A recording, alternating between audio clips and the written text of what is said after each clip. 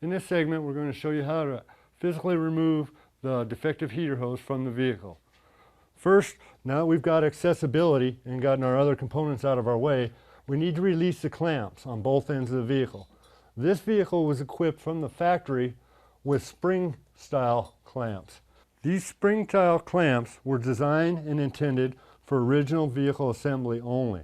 They're not to be reused. They're a bimetallic spring, and as the spring gets hot and cold through the vehicle heating up and cooling off over and over again, it gradually takes the spring out of the steel. So the clamp loses its strength, and after it's been released once, the hose kind of conforms to the clamp.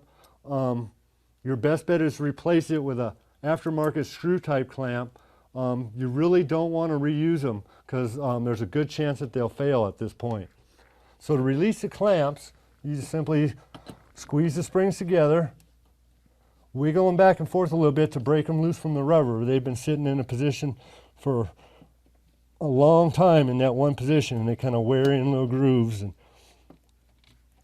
wiggle it down slowly and move it down the hose so you've pulled it down far enough past the nipple that the hose mounted on.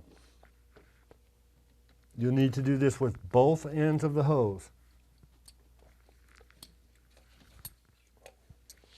This other hose we're going to use a channel locks on because they give us a better angle for accessibility to get to the clamp.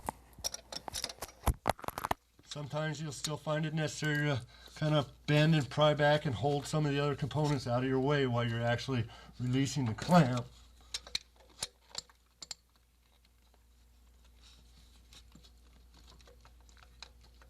And you just want to do the same thing you did on the last clamp. Squeeze it, expand it, release the tension on the hose, and then slide it down the hose itself. Please watch our next segment on removing the hose, part 2.